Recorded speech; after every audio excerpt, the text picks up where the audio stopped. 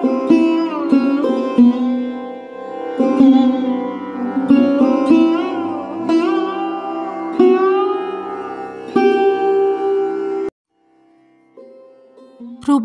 বেদান্তপ্রাণা মাতাজির প্রবন্ধ শক্তি পূজারী শারদানন্দ থেকে নির্বাচিত অংশ, পত্রিকার 29তম বর্ষ, পঞ্চম সংখ্যা।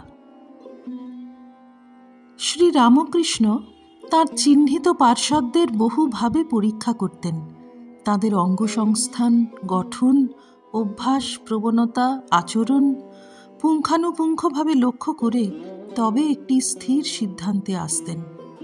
এবারের অবতার কল্পে যেমন ত্যাগ ও সমন্বয় সাধনে তাঁর অদ্ভুত অবদান, তেমনি পার্ষদ নির্বাচনে তাঁর বিচক্ষণ পদক্ষেপ সকলকেই বিস্মিত করে। শ্রী রামকৃষ্ণ একবার শরৎচন্দ্রের কোলে বসেছিলেন। অবতারের ভার বহন করা?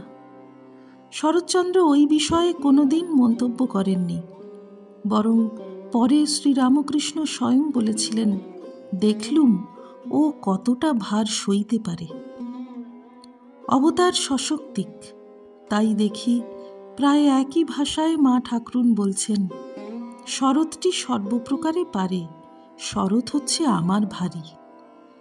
হয়তো এইভাবেই ওই আধারে শ্রী রামকৃষ্ণ তাঁর অমেয় শক্তি সঞ্চারিত করেছিলেন।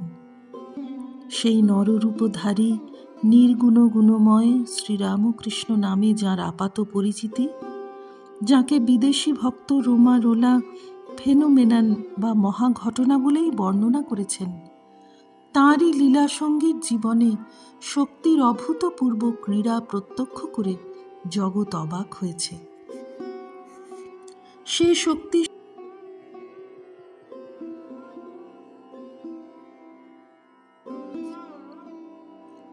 শোনা যায়, যীশুখ্রিস্ট তাঁর অন্যতম শিষ্য সেন্ট পিটারকে গিরিতুল্য স্থির জ্ঞান করে তাঁর ওপরই চার্চ অর্থাৎ নতুন ধর্ম নির্মাণের ইচ্ছা প্রকাশ করেছিলেন।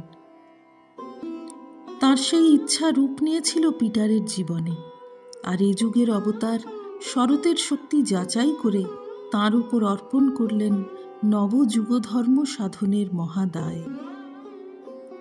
প্রচলিত 64 তন্ত্রের সাধনায় শ্রী রামকৃষ্ণ সিদ্ধিলাভ করেন ভৈরবী ব্রাহ্মণীর সহায়তায়।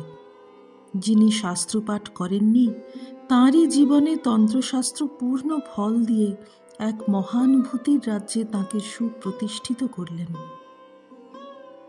পঞ্চমকার প্রভৃতি যে কোনো উপকরণই সে সাধনায় অপরিহার্য হয়নি। দিব্যভাবে তাঁর প্রতিষ্ঠা দেখে ব্রাহ্মণীও হতবাক হয়েছিলেন।